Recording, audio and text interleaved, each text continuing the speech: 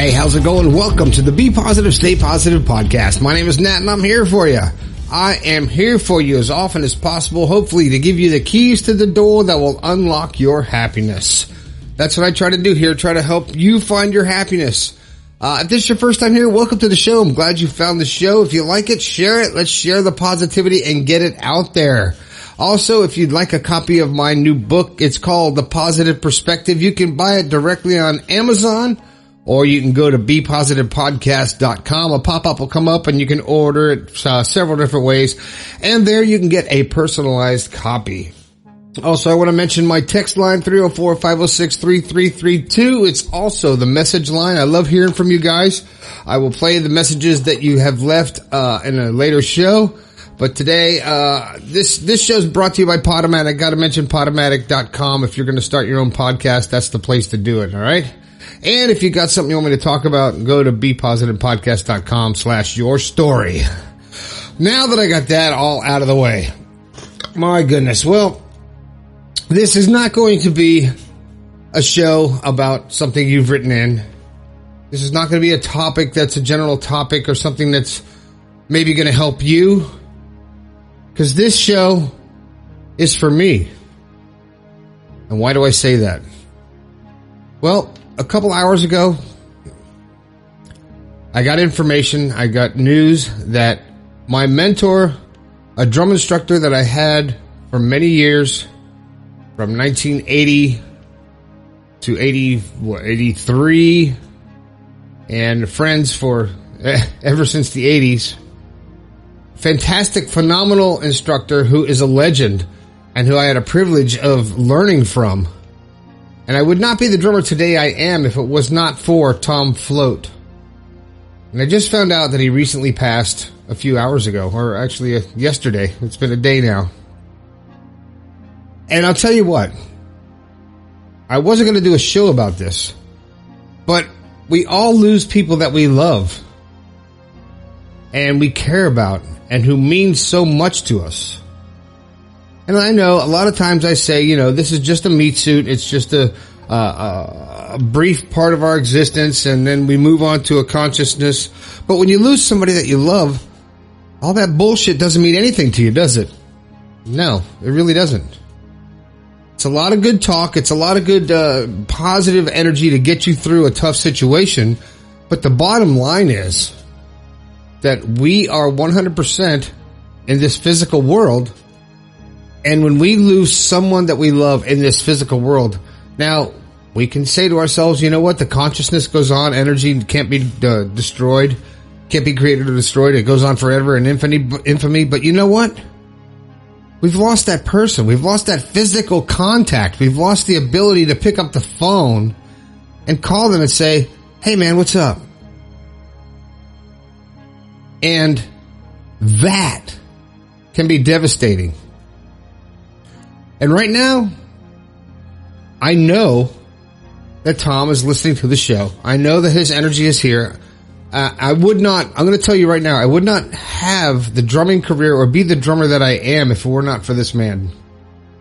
There's thousands of drummers that he has taught or been a part of their life. And he's changed every one of our lives. We all have a story. He's touched each and every one of us in such an individual way that it's freaking phenomenal how important and how much of an influence he was and still is and will always be on so many thousands of people, not just drummers, just people in general.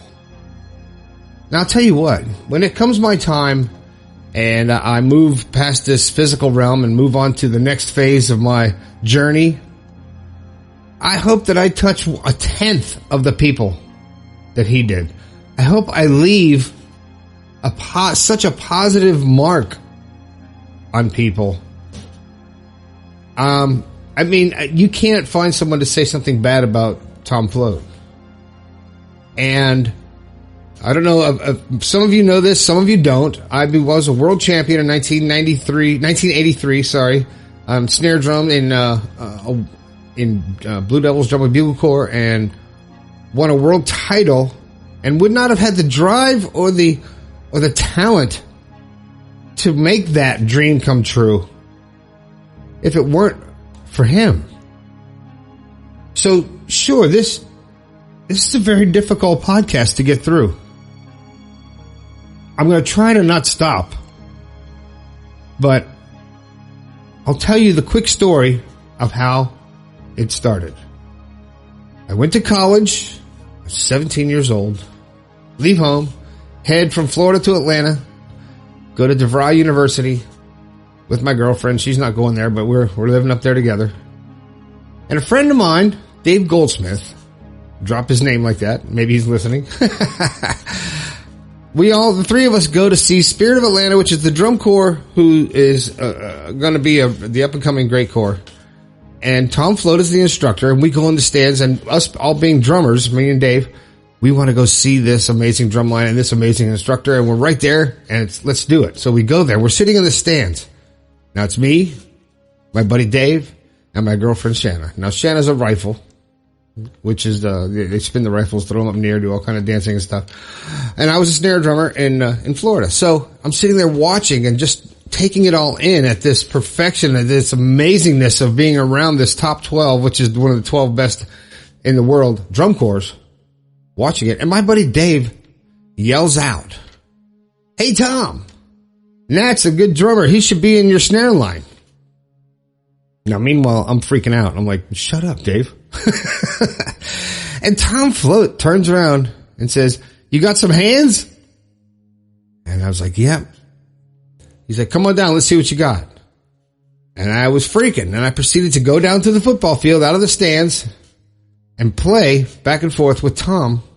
He'd play something. I'd play something. He'd say, I'd play that. He'd play something. He'd say, "Play this." I'd play it. Went back and forth. And after about 5 minutes, he's like, "You got some hands." He goes, "We need a snare drummer. We're leaving on tour in 2 weeks." Can you do it? I flipped out. And yes, of course, I jumped on the situation. And I was not nearly as good as any of the drummers in that snare line, in that drum line. But he took me in, and all the drummers took me in, and we proceeded to go on to be one of the world record snare lines, drum lines in history, 1980 Spirit of Atlanta. And we proceeded to be legends in that world, in that realm. And I made a friend and a mentor. I got my mentor. And Tom Float would tell me things in such a way. You ever have someone just tell you something in such a way that you could hear it 25 times from all kinds of people you care about, and all of a sudden this one person says the same thing, but you're like, "Oh, wow." And meanwhile, all the people who've been telling you that for years are like, "I've been saying this." And you're like, "Yeah, but Tom said it."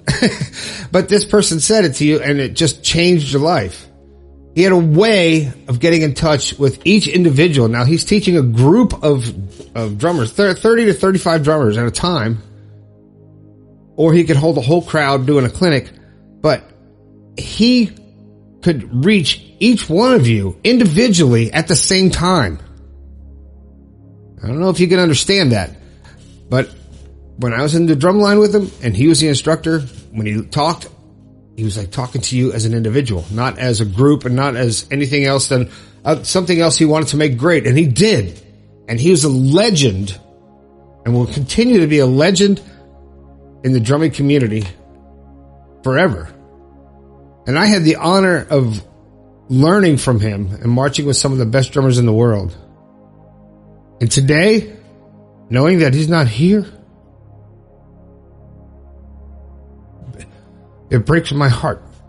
And it's hard to go on, but I know that he's here, and I know that I am the person and the drummer that I am because of the input and the lessons and the life lessons that he taught me.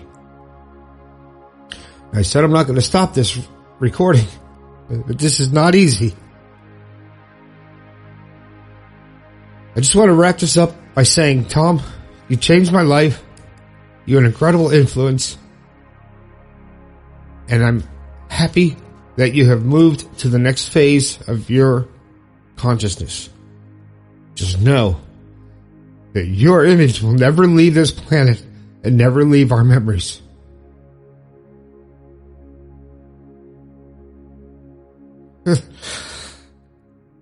I'm just going to say, love you, Tom Float. Thanks a lot.